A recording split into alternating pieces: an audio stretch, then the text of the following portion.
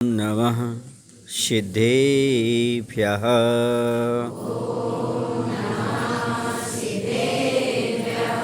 ॐ नमः सिद्धेभ्यः।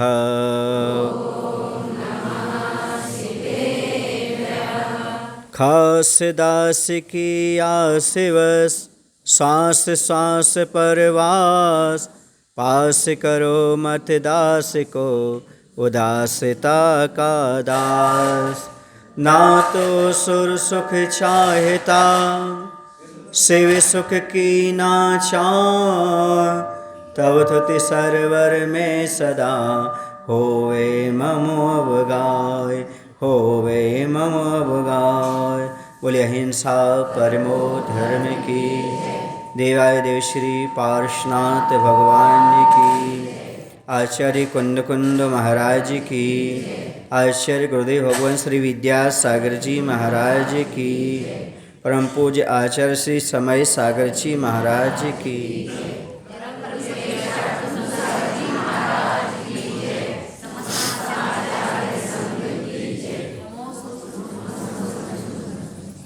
आज पार्श्वनाथ भगवान का जन्मदिन है। हाँ भाई, भगवान का तो आज ही जन्म हुआ। आज सिद्ध अवस्था को प्राप्त हुए तो सिद्ध भगवान तो वो आज ही बने, इसलिए पार्श्वनाथ भगवान का जन्मदिन कहने में कोई बाधा नहीं। पार्श्व कुमार का जन्मदिन नहीं, पार्श्वनाथ भगवान का सिद्धत्व का लाभ उन्होंने आज प्राप्त किया था। सब लोग भगवान पार्श्वनाथ का परिचय लेते हैं। जब कहीं पार्श्वनाथ भगवान का नाम आता है तो अश्वसेन के राज दुलारे, बामा देवी के, है ना, ऐसे बोलते हो ना।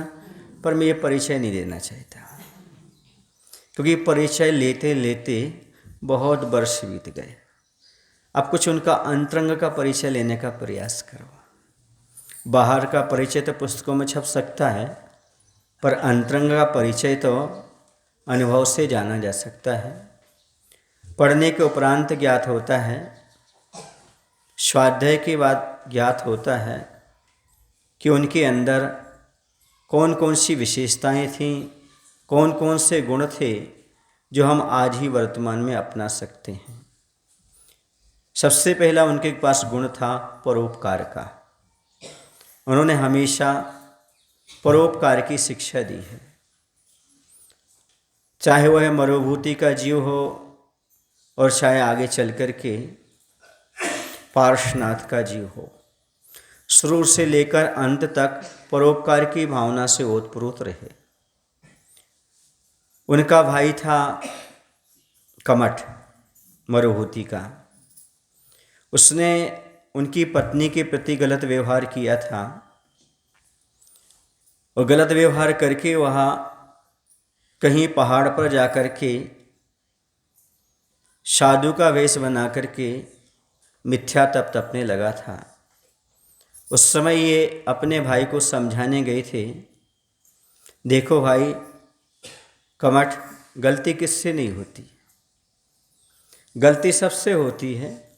तुमने गलती की है, हम क्षमा करते हैं, चलो घर चलते हैं। पर कहते हैं विनाश काले विपरीत बुद्धि। उसकी बुद्धि सही काम नहीं की। भाई समझाने आ रहा है, क्षमा कर रहा है, फिर वह भाई के प्रति क्रूर परिणाम रख रहा है और उसने सिला उठाई और मरुभूति की ओर पटक दी। उनका मरण हो गया। कहते परोपकार करने के लिए सीना चाहिए, साहस चाहिए। हर किसी का उपकार हर व्यक्ति नहीं कर सकता। दुष्ट का उपकार करने जाओगे तो दुष्ट को कितना भी दूध पिलाओ, वह जब भी वमन करेगा तो जहर का ही वमन करता है। जैसे सांप होता है, सांप को दूध पिलाओ तो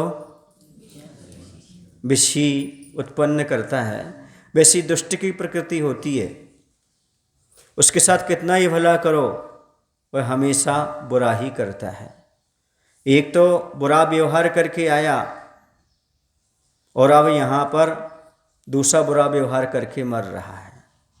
दोनों का मरण होता है। मरण होने के बाद एक हाथी की पर्याय को प्राप्त करता है और दूसरा सर्प की पर्याय को प्राप्त करता है।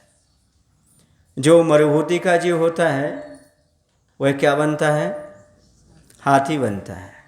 और कमठ का जीव सर्प बनता है। वो वहाँ भी नहीं छोड़ता, वहाँ भी वह उनको डस लेता है। वज्रघोष हाथी को, क्या नाम था, शायद वज्रघोष नाम था, उस हाथी को वह डस लेता है। लेकिन वह समता पूर्वक उस समय भी सल्लेखना को धारण करके अपने शरीर को छोड़ते हैं और सहसा स्वर्ग में जाकर के देव हो जाते हैं। और यह अपनी आयु पूर्ण करके मरता है तो यह नरक में जाता है। सीधी सी बात है, बदला लेने वाले नरक जाते हैं और क्षमा करने वाले स्वर्ग जाते हैं। इसने बदला लिया, उन्होंने क्षमा किया। पूर्व पर्याय में भी क्षमा का भाव था, इस पर्याय में भी क्षमा का भाव था। मैं पूछना चाहता हूँ, आप लोग बिना क्रोध किए कितने समय रह सकते हो? पूछना चाहता हूँ, बाधा क्या है पूछने में? 1 घंटे, 1 दिन, 1 सप्ताह, 1 महीना, 1 साल? महाराज कैसी बात करते, 1 घंटा बहुत हो जाता है, कहीं न कहीं क्रोध उत्पन्न हो जाता है। अब देखो, हम पार्श्वनाथ भगवान का परिचय जानना चाहते हैं तो खुद अपना परिचय भी तो हमें देखना पड़ेगा ना। कुछ तो हम तुलना करना चाहेंगे। भगवान ने 1 दिन क्षमा किया, 2 दिन क्षमा किया, 10 दिन क्षमा किया, जीवन भर क्षमा किया, 2 भाव क्षमा किया? नहीं, पूरा 10 भाव तक क्षमा किया। 10 भाव तक उनके अंदर क्रोध उत्पन्न नहीं हुआ। सोचने की बात है, कितने भाव तक? अरे ऐसे कैसे हो सकता है? वो पार्श्वनाथ भगवान बताएंगे। मैंने तो उनके जीवन में जो पढ़ा है, समझा है, वो आपके सामने रख दिया। हम 1 घंटा भी बिना क्रोध के नहीं रह पाते। और किन की आराधना करते हैं हम? पार्श्वनाथ भगवान की। और भगवान ने कितनी क्षमा को अपनाया? 10 भाव तक। सोचो, विचार करो। हम पार्श्वनाथ की आराधना तो करते हैं, उपासना तो करते हैं, पूजन तो करते हैं। कभी आपने अपने मन में ये विचार नहीं लाए होंगे, कभी सोचा नहीं होगा, आपने सोचा कभी कि परोपकार करते करते 10 भाव बीत गए, महाराज हम कब तक सहन करें? जितना सहन करो उतना परेशान करते हैं लोग।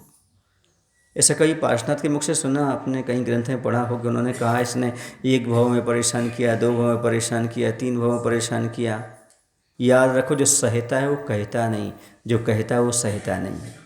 आप सहते नहीं, कहते हो। भगवान ने कहा नहीं है, हमेशा सहन किया है। उस पर्याय में भी उन्होंने अपने परिणामों को कैसे संभाला होगा। मनुष्य की पर्याय में ठीक है, तिर्यंच की पर्याय में भी उन्होंने अपने आप को संभाल किया और स्वर्ग में जाकर के देव पर्याय को प्राप्त किया। अब देखिए, वहाँ से भी अपनी आयु पूर्ण की और यहाँ आकर के जो स्वर्ग गए थे मरुभूति का जीव, वह यहाँ आकर के अग्निवेग नाम के मुनि हुए। क्या हुए? मुनि। मनुष्य बन करके, मनुष्य जन्म लेकर के मुनि बन गए। और वह वहाँ से चला, कहाँ से? नरक से। फिर अजगर बना। क्या बना? क्योंकि ऐसे जीव ऐसी दशा को प्राप्त होते हैं। और अजगर बन करके महाराज को पूरा निगल लिया। आप लोग चित्र देखते होंगे, कहीं बना हुआ होगा 10 भाव के बारे में, तो पूरा निगल लिया। उस समय महाराज भी समता से समाधि पूर्वक मरण किए और अच्युत स्वर्ग में जाकर के देव हो गए। ये कहाँ गया होगा बताओ भाई? ये 6वें नरक में गया, फिर नरक गया। आप लोगों को कहाँ जाना है? पक्का मरुभूति बनना है कि कमठ बनना है? महाराज जी अभी तक तो पक्का है। यदि आप कह रहे हो हमारे लिए मरुभूति बनना, तो अभी तक कमठ तो थी तुम, ये तो पक्का है।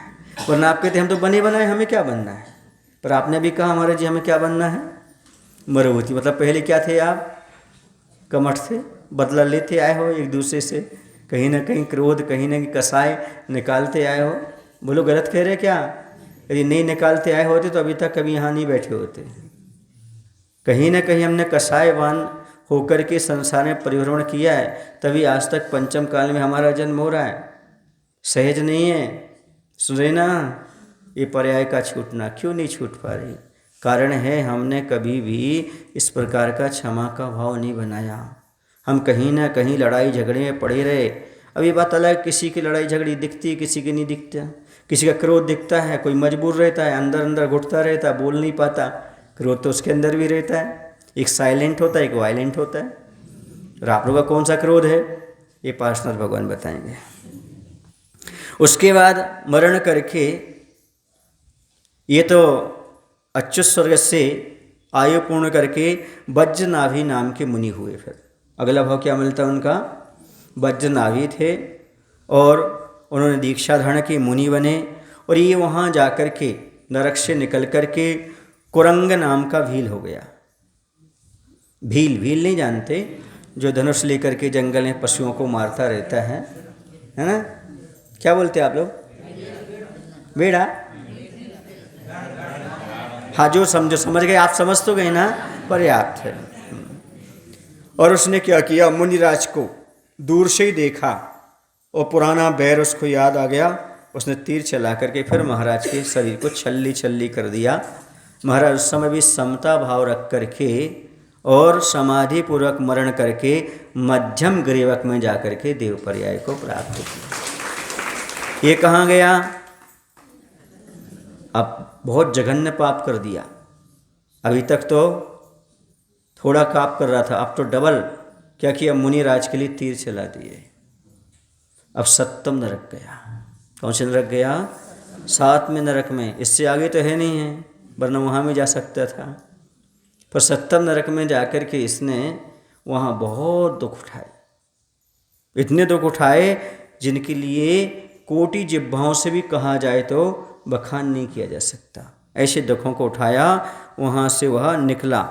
और यहाँ से ये भी निकले मध्यम ग्रीवक से आयु पूर्ण करके, और यहाँ पर आकर के आनंद राजा बने। कौन बने? और राजा ने सब कुछ छोड़ करके दीक्षा धारण की, श्री आनंद नाम के मुनि हुए। और उसने अपनी पर्याय अधोगति की पर्याय छोड़ी और वह यहाँ आकर के सह बन गया। अब बताओ क्या किया होगा उसने? वही पूर्व पर्याय याद आई और मुनिराज नजर नहीं आए, मुनिराज को उसने भक्षण कर लिया। सुने ना, फिर क्या हुआ? इन्होंने, मुनि महाराज ने अच्छी तरह से संलेखना ली और आनंद स्वर्ग में जाकर के देव हो गए। और वह कहाँ गया? नरक। ऐसा बोलो जैसे आप लोग छोड़ने गए हो। छोड़ने नहीं महाराज, आगम में लिखा हुआ है जो जीव मुनि के प्रति उपसर्ग करता है वो नियम से दुर्गति का पात्र होता है। उसे कभी सदगति की प्राप्ति हो नहीं सकती, क्योंकि यह धर्मात्मा पर उपसर्ग करने वाले जीव नियम से दुर्गति के पात्र हुआ करते हैं। समझ गए? फिर वहाँ से निकल करके पार्श्वनाथ हुए। वो स्वर्ग से आकर के कौन हुए? पार्श्वनाथ भगवान हुए, जिनकी आज हम आराधना करने के लिए बैठे हैं। आनंद मुनि की पर्याय में उन्होंने तीर्थंकर प्रकृति का बंध किया था। किसका किया था? और ये पार्श्वनाथ भगवान बने और वह कमठ का जीव संबर देव बना। कौन बना? संबर देव, जिसने उपसर्ग किया। आप लोग कहते कमठ ने उपसर्ग, कमठ ने नहीं, कमठ ने तो कब उपसर्ग किया था? कमठ का जीव था। कौन था वो? इसलिए पार्श्वनाथ भगवान पर कमठ ने उपसर्ग नहीं किया, कमठ के जीव संबर देव ने यह देव पर्याय को प्राप्त करके, और उसने क्या किया? पहले मनुष्य बना, मनुष्य बन करके फिर और भी कुछ गतियों में गया होगा, जा करके वह स्वर्ग पहुंचा। क्योंकि नरक से सीधा स्वर्ग नहीं जाते, देवायु का आश्रय नहीं करते। नारकी कभी नारकी नहीं बनता, नारकी कभी देव नहीं बनता। देव पर्याय से कभी देव पर्याय नहीं मिलती और देव पर्याय से कभी नरक नहीं मिलता। ये नियम है, रूल से सिद्धांत है। सुझे ना, स्वर्ग से निकला हुआ भी कर्मभूमि का मनुष्य त्रेंच बनेगा और नरक से निकला हुआ भी कर्मभूमि का त्रेंच और मनुष्य बनेगा। समझ में आ रहा आप लोगों की? नहीं, भोगभूमि नहीं जा सकता, भूभूमि में कोई जाएगा तो मात्र कर्मभूमि का मनुष्य त्रयंशी जाएगा। ये नियम है, रूल्स हैं, समझ गए ना। कभी आपको जब कर्मकांड पढ़ाएंगे तब बताएंगे रूल्स कैसे कैसे होता है। तो ये इस प्रकार से उसने उपसर्ग किया, सुन रही ना। किसने उपसर्ग किया? संवरदेव ने। अब कभी मत बोलना कमठ ने उपसर्ग किया। पार्श्वनाथ भगवान पर किसने उपसर्ग किया था? संवरदेव ने। पहले पर्यायों में दिया। कितने भाव तक किया इसने? कमठ ने, कमठ के जीव ने 10 भाव तक पीड़ाएं देकर थक गया स्वयं वह अभिमानी। 10 भाव तक पीड़ाएं दी उसने। यह बैर न बैर मिटाता है, यह बैर निरंतर प्राणी को भव सागर में भटकाता है। क्या समझ में आ रहा ना? जो आज एक पर्याय में आप एक दूसरे से बैर बांध करके चल रहे हो, ये बैर बैर से बैर नहीं मिटता। जैसे कभी भी आग आग से नहीं बुझती, आग को बुझाने के लिए पानी की जरूरत पड़ती है, वैसे बैर को समाप्त करने के लिए क्षमा की जरूरत पड़ती है। ये 10 भाव तक बैर चलता रहा, एक हाथ से ताली बजती रही। इन्होंने कोई बैर नहीं रखा, इन्होंने कोई क्रोध नहीं किया, वही बार बार बार बार परेशान करता रहा। सुन रहे आप लोग? आप लोगों को लगता है कि हमें कब से परेशान कर रहा है? जरा पार्श्वनाथ भगवान का जीवन पढ़ा करो, उनसे ज़्यादा आपको तकलीफ नहीं, उनसे ज़्यादा कष्ट आपको नहीं है, इसलिए आपकी उन्नति नहीं है। भी कष्ट आएगा तो उन्नति होगी, परीक्षा होगी तो उन्नति होगी। सोचो तो इस प्रकार का। और इतने ही नहीं, इस प्रकार का उन्होंने परोपकार का भाव 10 भाव तक रखा और इसने बैर का भाव बनाए रखा। लेकिन जीत किसकी हुई अंत में? क्योंकि सत्य परेशान हो सकता है पर कभी पराजित नहीं होता, सत्य की हमेशा जीत होती है। समझ गए ना? और पार्श्वनाथ भगवान ने कमठ का उपसर्ग दूर किया था।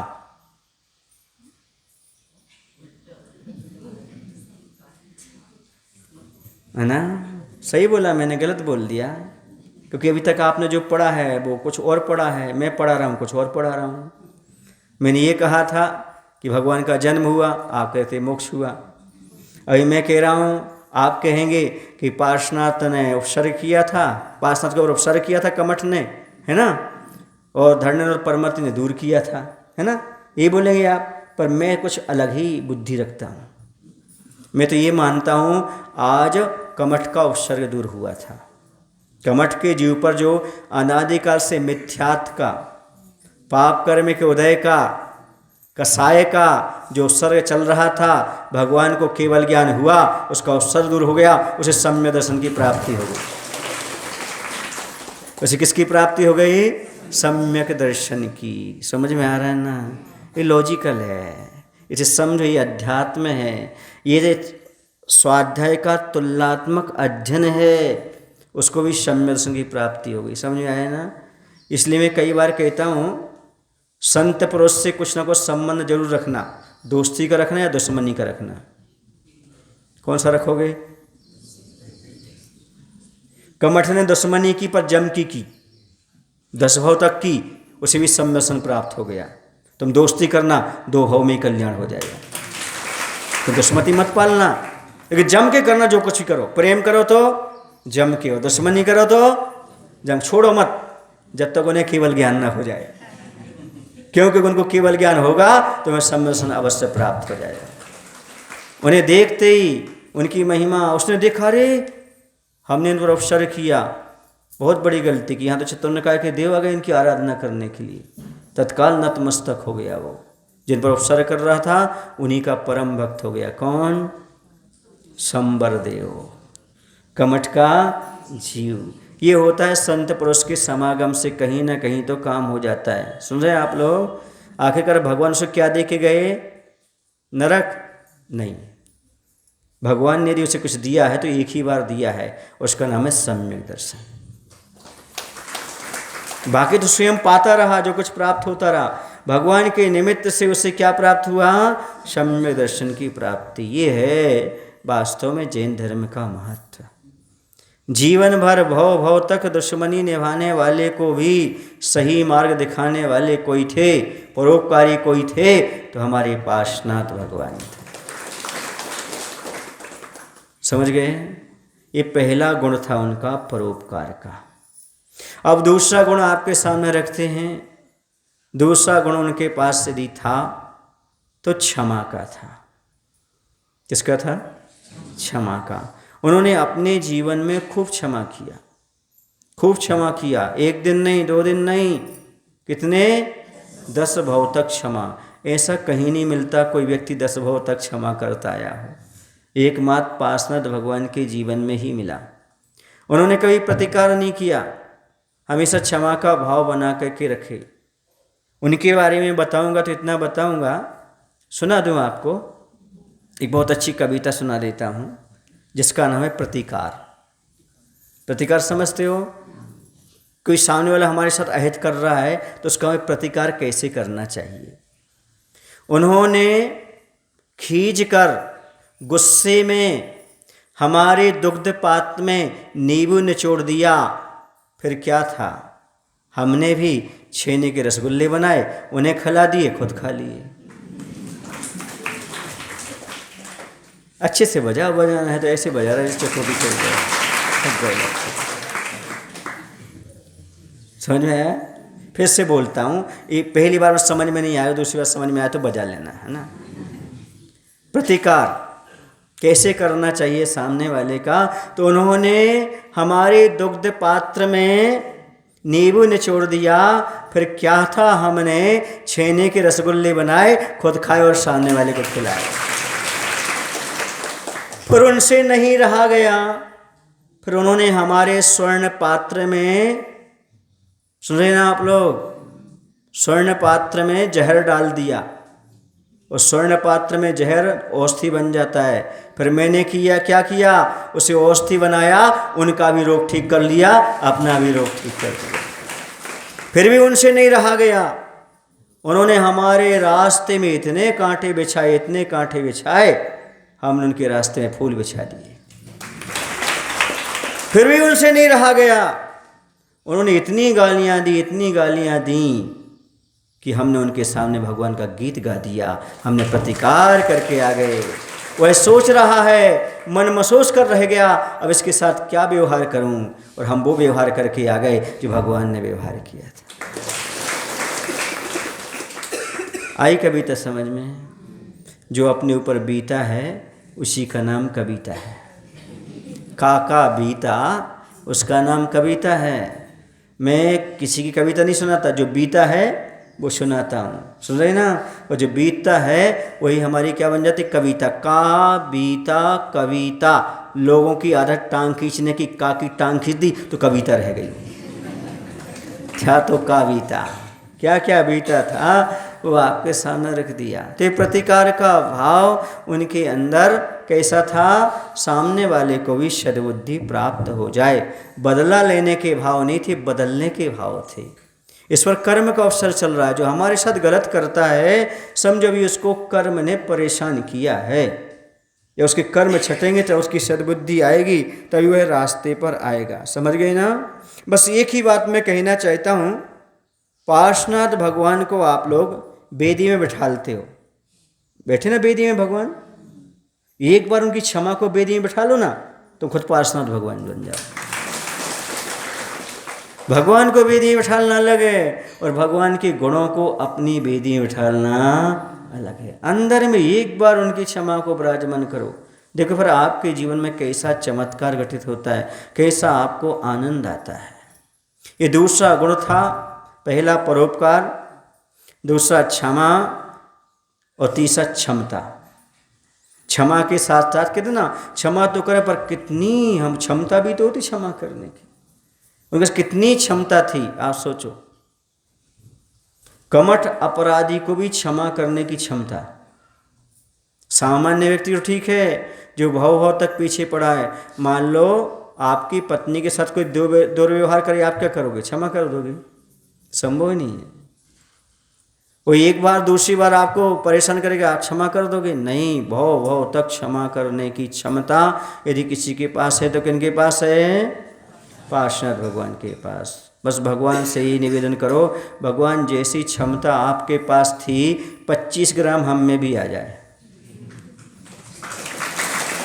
10% हम में भी आ जाए कम से कम वो क्षमता, ताकि हम भी आने वाले अवसरों को, परिश्रमों को अपने जीवन में झेल सकें। बहुत सारे लोग ऐसे हैं जो झेल नहीं पाते, क्षमता नहीं होती तो आत्महत्या कर लेते हैं, तलाक, परिवार छोड़ देते हैं, घर छोड़ देते हैं, मंदिर छोड़ देते हैं। गलत कह रहे सही कह रहे बोलो ना। पर जरा पार्षद भगवान को याद तो करो भैया, ऐसे तो कोई आपके ऊपर उपसर्ग नहीं है ना, ऐसे कोई आपके ऊपर कोई बार बार तो परेशान नहीं कर रहा ना, बोलो। फिर भी आप सहनशीलता खो जाते हो। भगवान ने कैसे सहनशीलता रखी होगी, जरा आज मुकुट सप्तमी पर आपको समझने की आवश्यकता है। ये प्रवचन नहीं है, ये अपने जीवन का और भगवान के जीवन का आकलन है कि भगवान ने अपने जीवन में क्या क्या किया। आप लोगों को भगवान बनना है? कितने लोगों को भगवान बनना, जरा हाथ ऊपर करना। ठीक है, तो यदि भगवान बनना है तो कमठ की सलाह स्वीकार करो। जो कमठ की सलाह स्वीकार नहीं कर सकता वो सिद्ध सलाह में विराजमान नहीं हो सकता। ताली तो ऐसे बजाते हैं जैसे भगवान, इन्हें पैसा लग रहा हो। क्या लग रहा हो? कोई बोली लग रही क्या यहाँ पर? अरे कम से कम उनकी क्षमता को, उनकी क्षमा की प्रशंसा कर लो ताकि तुम्हारे जीवन में उत्पन्न हो जाए। उनके अंदर कैसी क्षमता थी, सोचो, विचार करो। हम इतने जल्दी महाराज कहाँ तक सहन करें? आज से लिखते हैं, क्या लिखते हैं? समता की सीमा ही गहन किया अपवर्ग, और रिपुता की सीमा यही, रिपुता की सीमा यही गहन किया उपसर्ग, और समता की सीमा ही ग्रहण किया अपवर्ग। वह उपसर्ग करता रहा। रिपुता की सीमा अर्थात शत्रुता यही है, कर और उपसर्ग, और समता यही है, तुम करते जाओ, हम मोक्ष के मार्ग पर आगे बढ़ते जाएंगे, मोक्ष चले जाएंगे। ये है। कब तक सहन करना? जब तक हमारे कर्म है। कर्म गए वो भी यहीं रह जाएगा, पट्ठा क्या कर लेगा अपना, कुछ नहीं कर सकता।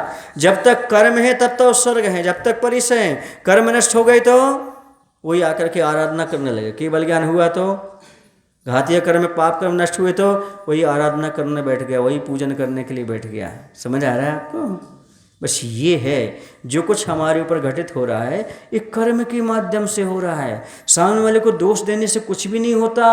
अपने कर्म की ओर ध्यान दो, चाहे वो परिवार हो, चाहे समाज हो। जहाँ तुम पैदा हुए हो तो अपना कर्म लेकर के पैदा हुए हो, ये तो मात्र निमित्त हैं। तुम कहीं भी चले जाओगे, तुम्हें ये कर्म छोड़ने वाले देश बदलने से, गांव बदलने से, नाम बदलने से कुछ भी परिवर्तन नहीं होता जब तक तुम अपना स्वभाव नहीं बदलते।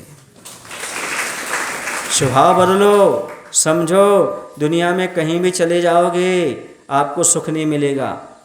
ये देखो ना, साधु संत कहीं पैदा होते, किसी प्रांत में रहते हैं, क्यों आनंद का अनुभव करते हैं? बोलो ना, क्योंकि वो अपना स्वभाव और नेचर अच्छा बना कर रखते। कहीं भी जाएंगे उन्हें कोई परेशानी होने वाली नहीं है। कर्म की ओर ध्यान दो। जो तुम्हें अच्छा मिल रहा है पुण्य कर्म का उदय है, जो बुरा मिल रहा है पाप कर्म का उदय है। इस सामने वाले तो मात्र निमित्त हैं। निमित्ताधीन दृष्टि बना करके मत चलो।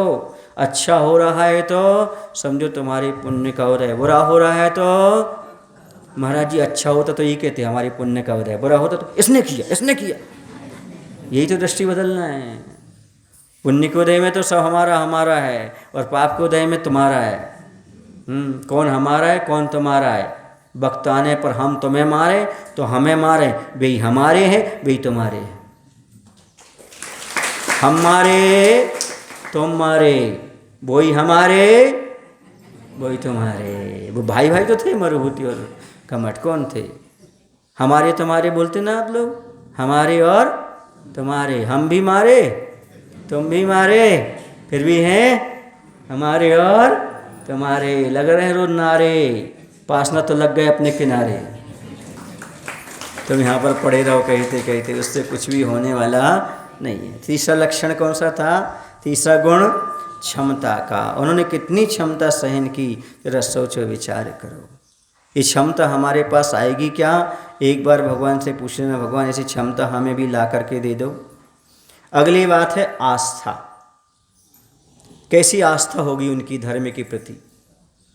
एक बार पिटा आदमी, 2 बार पिटा, 3 बार पिटा, इतने में तो आदमी धर्म ही छोड़ देता।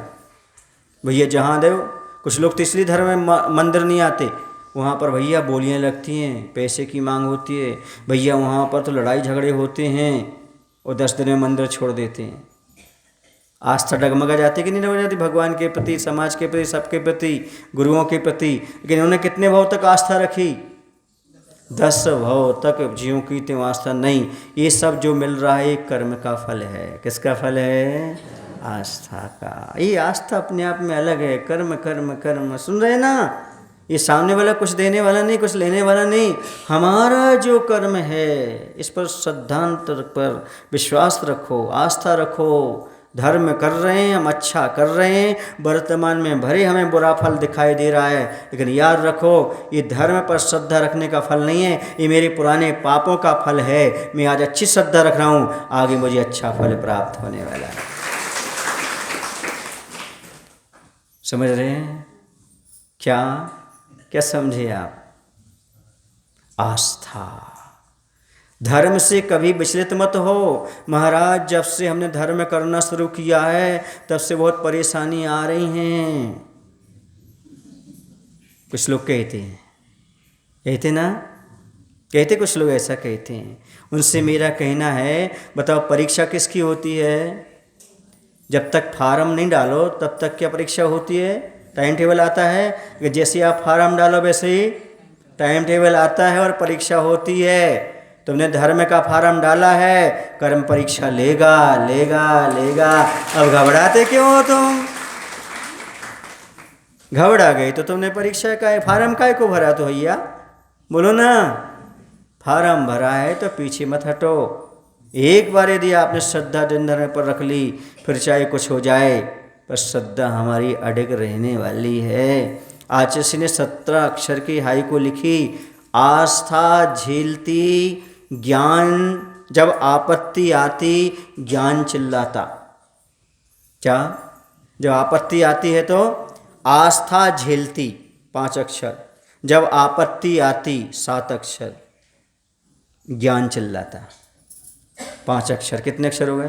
5, 7 और 5 17। मत 17 अक्षर में आचार्य अपनी पूरी बात कह देते हैं। उन्होंने आचार्य ने सैकड़ों लिखी हैं हाई को। क्या कह रहे? आस्था झेलती जब आपत्ति आती ज्ञान चिल्लाता। ज्ञान तो ये कहेगा मैंने गलत नहीं किया, फिर मेरे ऊपर उपसर्ग क्यों, मेरे ऊपर आपत्ति क्यों, ऐसा क्यों? लेकिन आस्था कहेगी बेटा पूर्व कर्म का उदय है। आस्था झेलती है, ज्ञान कभी नहीं झेलता। मेरे साथ अन्याय हो रहा है, अन्याय तुम्हारे साथ हो कैसे सकता है? आस्था कहेगी। कर्म कहाँ जाएगा तुम्हारा? तुमने पहले किसी के साथ अन्याय किया है, इसे तुम्हारे साथ अन्याय हो रहा है, ये आस्था कहती है, और वह झेलती रहती है, सहन करती रहती है। समझ आ रहा? आगम में मात पार्श्वनाथ के 10 भाव का मिलता है, उसके पहले और क्या क्या हुआ होगा? अनादिकाल की कथा कौन कहे? एक जीव की पूरी कथा भगवान अपने जीवन काल में नहीं कह सकते केवल ज्ञान के द्वारा। फिर हम क्या कहेंगे और तुम क्या कहोगे? एक जीव की कथा केवल ज्ञानी भी अपने मुख से पूरे जीवन काल में नहीं कह सकते, क्योंकि कहाँ से अनंत भाव है तुम्हारे। वो कहते कहते कहते कहते अनंत समय बीत जाएगा, उन्हें तो केवल ज्ञान होगा, मोक्ष जाना है भैया। कहाँ तक कहते रहेंगे आपकी कथा? इस 10-12 भाव मिलते हैं, बस हो गया काम। समझ में आ रहा है आपको? पहले हमारी कौन सी कहानी, कैसी कहानी रही है, ये तो सब केवल ज्ञानी जाने, या हम जानेंगे। बताओ कब? जब हमें केवल ज्ञान हो जाएगा। उसके पहले कैसे जानेंगे? ना हम अपनी कहानी जानेंगे ना तुम्हारी, लेकिन होगा जरूर, मुझे पता है, क्योंकि मैंने पार्श्वनाथ भगवान से संबंध तो रखा है। और मैं कहता हूँ जिसने इस पार्श्वनाथ भगवान के रुचि ले ली विधान में, उसका भी नाम आ गया आज से पार्श्वनाथ के संविधान में। निश्चित है। रक्षाबंधन हो रहा है अभी, उसमें भी अपना विधान में, अपना क्या संविधान में नाम लिखना। बिल्कुल मत चूकना, ऐसे अवसर कभी मत चूकना, कभी बीमारी से नहीं उठोगे। जो व्यक्ति बीमारी के कारण विधान में नहीं बैठते हैं, उनकी कभी बीमारी समाप्त नहीं होगी, ये ध्यान रखना। कोई भी समस्या हो, कुछ भी हो, यदि समाज में आपका सामूहिक कार्यक्रम हो रहा है तो आपका कर्तव्य बनता है आपको घर में नहीं सोना, कहाँ, उस सामूहिक कार्य में आना है। फिर देखो आपके असाता कैसे छटते हैं, अपने आप छटते चले जाएंगे असाता, छांटने की जरूरत नहीं पड़ेगी। क्योंकि अकेले विधान करने का पुण्य अलग है और 200-300 लोगों के बीच में बैठ के विधान करने का फल अलग है। सबकी अनुमोदना का, सबकी भावनाओं का शक्ति अंश लगता है, समझ रहे हैं ना। वो अभी समझ में नहीं आता, जब पाप का उदय आता तब मालूम पड़ता हमने कितने विधान छोड़े हैं। अरे नगर में शादी हो तो नहीं छोड़ते, बीमारी भी हो तो, दूसरे गांव में भी हो तो पहुंच जाते हो, निमंत्रण भरा जाए, और यहाँ महाराज जी निमंत्रण दे रहे हैं। इससे बड़े कोई पावने होते हैं, इससे बड़े कोई रिश्तेदार होते हैं, फिर भी आप नहीं आ रहे हो, क्या दशा होगी। पार्षनाथ भगवान की जय। मैं नहीं बोल सकता क्योंकि मैं बद्दुआ किसी को दे नहीं सकता, क्योंकि मुझे ये दिगंबर साधु के मुख से अब शब्द निकल जाएं और कभी कुछ हो जाए तो गड़बड़ी हो जाए, और मेरे साथ तो गड़बड़ होता है, इसलिए मैं नहीं बोलता। एक बार क्या हुआ, शिवपुरी में चातुर्मास चल रहा था हमारा, तो उस समय ऐसा जैसे आप लोग बैठे ना, ऐसे नीचे ऊपर मंजिल पर थे तो नीचे जाली लगी हुई थी ऊपर, ताकि नीचे रोशनी जाए, तो जाली पर लोग बैठे थे।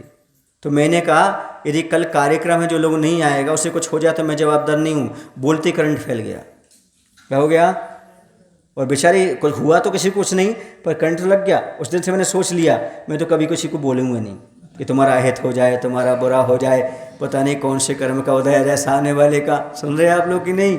इसलिए मैं तो नहीं बोलूँगा, सबका भला हो भगवान, जो आए उसका भला, नहीं आए उसका भी भला। अपना क्या बिगड़ जाता है किसी के भले के बोलने, बोलो ना भाई। क्योंकि साधु के मुख से कठोर शब्द निकलना उतना कठिन है जितना त्रस पर्याय का मिलना कठिन है, ऐसा सर्वार्थ सिद्धि ग्रंथ में लिखा है। कभी साधु कभी कठोर नहीं बोलता, कठोर बोला है तो समझो तुम्हारे भले के लिए बोला है, कुछ ना कुछ तुम्हारा भवितव्यता अच्छी हो सकती है, और नहीं मानोगे तो अब वो तो कह नहीं सकते कि ऐसा क्या हो सकता है। इसलिए इन अवसरों को कभी मत चूको, क्योंकि अपने अवसर बहुत कम मिलते हैं। आपके यहाँ मुकुट सप्तमी खूब मनेगी, रक्षाबंधन खूब मनेगा, पर कोई नियम नहीं है कि उस समय आपके नगर में मुनि राज विराजमान हो। और सारे काम पेंडिंग कर दो, 4 दिन बाद कर लेंगे, 2 दिन बाद कर लेंगे, लेकिन यदि मुनि का शरद मिल रहा है, धोती दुपट्टा पहन के आओ और भगवान का अभिषेक पूजन करो और विधान करो। ये दुर्लभ क्षण फिर नहीं मिलते, पता नहीं उस समय कौन से परिणाम कहाँ कैसा हो जाए, और आपके कौन से काम बिगड़ रहे होंगे, और यहाँ अभिषेक पूजन करोगे तो अपने आप काम बढ़ जाएंगे। अभी एक प्रतीक जैन आया था अभी, और उनके साथ गौरव जैन आए थे। वो दोनों इंजीनियर हैं। तो जिस कंपनी में वो जॉब करते थे, 150 लोग थे। वो कितने थे? 150 लोग थे। और सुबह सुबह हमारे साथ शौच क्रिया में जाता था। उसका नियम था, सबसे पहले 5:45 बजे दस्तक देता था कक्ष में। समझे? कहाँ? बेंगलोर में। इतना बिजी होते हुए भी, सर्विस वाले होते हुए, बच्चों को स्कूल भेजने के बावजूद भी, और पति पत्नी के अलावा कोई घर में नहीं रहता भी यहाँ, तो भी सारा का सारा समय देते थे। जब 150 लोगों के बीच में ये बात आई कि इस कंपनी को छोड़ना है, और 150 में से एक भी व्यक्ति कंपनी नहीं छोड़ना चाह रहा था, दूसरी कंपनी में नहीं जाना चाह रहा था। सुन रहे आप लोग कि नहीं? उससे गौरव से सीनियर भी बहुत सारे लड़के थे, लेकिन 150 में सबको अलग कर दिया, मात्र वही गौरव रह गया उसी कंपनी में आज भी है।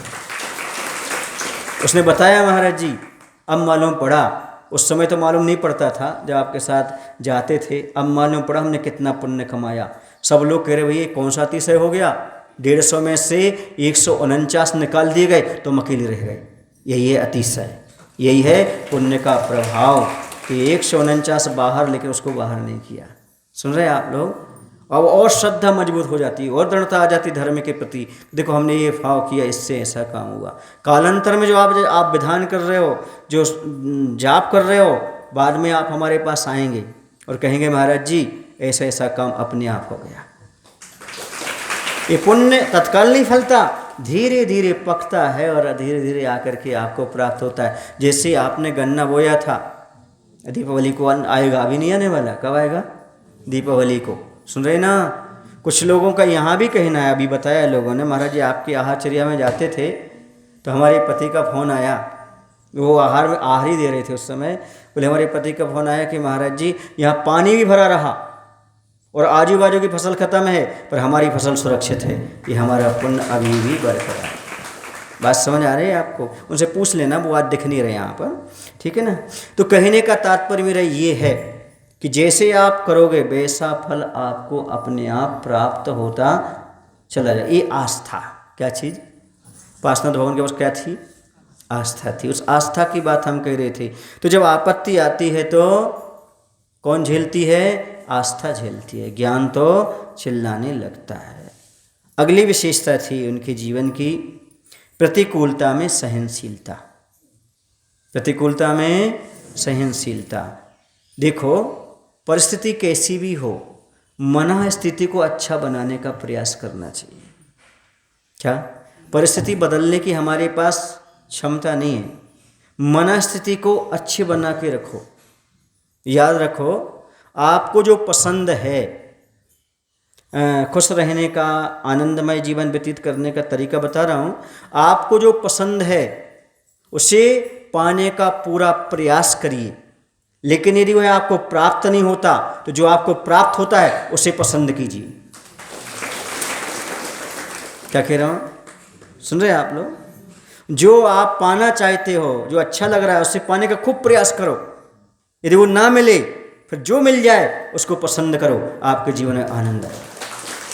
बस मैं यही चाहता हूँ, मेरा जीवन आनंदमय इसलिए कि मैं ये चाहता हूँ ये मिल जाए, नहीं मिला, अब जो मिला है उसे पसंद करो।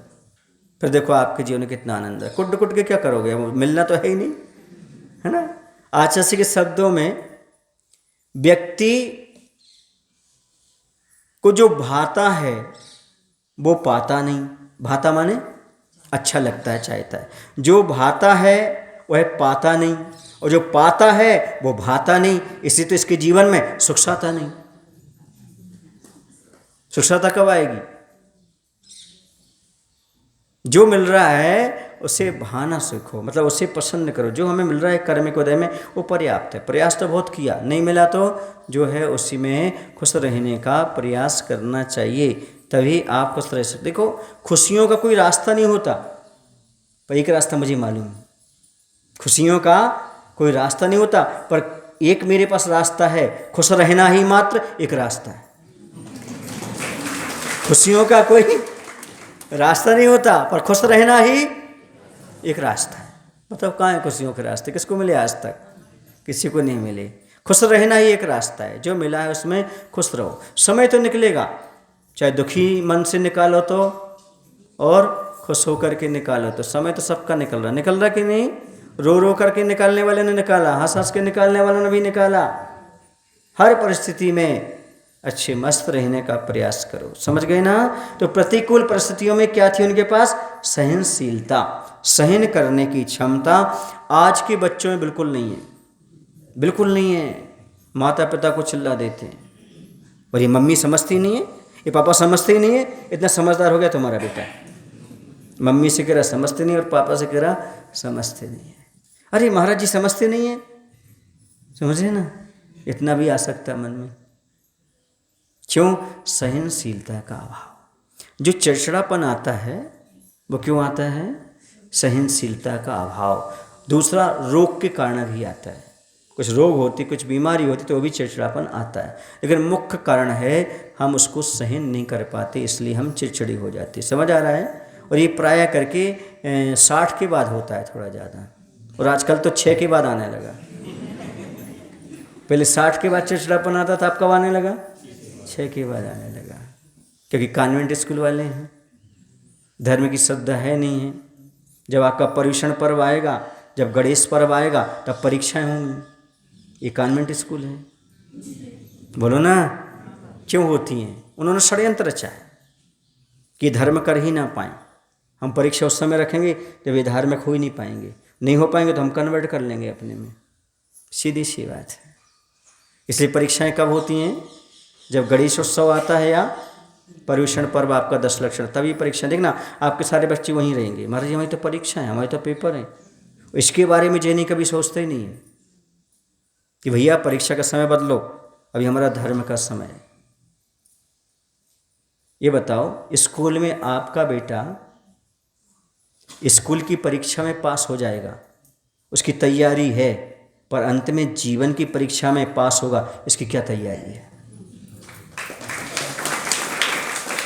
बोलो ना, तैयारी तैयारी। जब पूछो तब बच्चा ही कहता है हमारा एग्जाम था महाराज जी, हमारी परीक्षा थी महाराज जी। अरे भैया, तो जीवन में परीक्षा दोगे तो क्या करोगे? जीवन की परीक्षा में क्या करोगे? जब पूछो तब अर्धवार्षिक परीक्षा है, तिमाही परीक्षा है ना, वीकली परीक्षा है, कुछ ना कुछ बोलते ही रहता है, परीक्षा परीक्षा परीक्षा। तो जीवन की परीक्षा कब दोगे? तो सोचो, उनकी सहनशीलता ही खत्म हो गई। इतनी पढ़ाई का बोझ हो गया, इतना बोझ हो गया, घर आकर के चिड़चिड़ाने के अलावा कुछ काम नहीं करते, बस्ता पटका, थैला पटका और बस अपनी बात सुनना शुरू कर दिया। होता कि नहीं होता? बोलो महाराज जी, आपको कैसे पता? आपके बीच में रहे थे। तो ये उनकी बहुत सारी विशेषताएं आपके जीवन में। अंतिम बात बता देता हूँ, बहुत सारी हैं। जब मैं स्वाध्याय करता हूँ तो स्वाध्याय सामान्य नहीं करता, स्वाध्याय करके कहाँ कैसी चीज़ उसको लिखता हूँ और अच्छे से मनन चिंतन करता हूँ, इसमें उनका जीवन कैसा रहा कैसा रहा। तो अंत में ये बताऊँगा, 10 भाव तक कोई ये सब सहन करता रहे और टूटे ना, तो याद रखो वो कांच तो नहीं हो सकता, होगा तो सोना ही होगा। भगवान का जीवन कांच का नहीं था, भगवान का जीवन सोने का था। वो जितना भट्टी में डाला गया उतना निखर करके आया और आभूषण बन गया, और आज तो 3 लोक का आभूषण बन के सिद्ध परमात्मा बन करके विराजमान, 3 लोक के शिखर पर जाकर के विराजमान हो गए। ये उनका जीवन कांच जैसा नहीं। हम थोड़ी थोड़ी बात में बिखर जाते हैं, टूट जाते हैं। हम तो भैया टूट गए, क्या बोले लगते, हम तो टूट गए भैया परिवार से, समाज से। तो क्या कांच से टूट गए? सोना बनो, कोई कितना भी भट्टी में डाले, कितना भी आपकी परीक्षा ले, कभी हम टूटने वाले नहीं हैं। वो 2 पंक्ति याद रखो, कंचन है हम कांच नहीं है, कंचन है हम कांच नहीं है, ले लो अग्नि परीक्षा, सुख पाने की नहीं दुख सहने की, ली है हमने दीक्षा। हमने सुख पाने के लिए धर्म नहीं किया, दुख सहने के लिए धर्म किया है। दुख सहन करेंगे हम, पर किसी को दुखी नहीं करेंगे, यही हमारा धर्म का संकल्प है। हमारे माध्यम से कोई दुखी ना हो, हम तो दुख सहन करेंगे, क्योंकि हमने दीक्षा इसलिए ली है। क्या घर में सुख नहीं था क्या? घर में फैसिलिटी नहीं थी क्या? फिर घर क्यों छोड़ा? समझ आ रहा है ना आपको? फिर मंदिर क्यों आया? यहाँ पंखा नहीं है, टीन सेट के नीचे बैठे हो, घर में नहीं थे पंखा, सब थे, क्यों छोड़ के आए हो? क्योंकि हमें कुछ मिल रहा है। ये गर्मी ऊपर ऊपर निकल गई, अंदर जो ठंडक आ रही है वो कहीं नहीं मिलने वाली, न एसी में मिलने वाली है, न कूलर में मिलने वाली है, न आइसक्रीम खाने के बाद मिलने वाली है। सुन रहे ना? क्योंकि जो ठंडक नहीं होती पानी में, वो ठंडक होती है ज्ञानी में, ज्ञानी की वाणी। सुन रहे ना? वो ठंडक मिल जाती है। खाने पीने के बाद वो ठंडक नहीं होती, वो आनंद नहीं आता।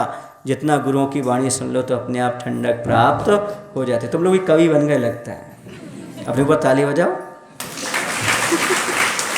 हमारे बोलने से पहले ही तुम लोग बोलना सीख गए, बहुत अच्छा। हम तो भगवान से ही प्रार्थना करते हैं, मात्र आप बोलना ना सीखें, जो हम अंदर जिस भावना से बोलते हैं वो भावना भी सहन शक्ति की आपके अंदर आ जाए, यही कहना है।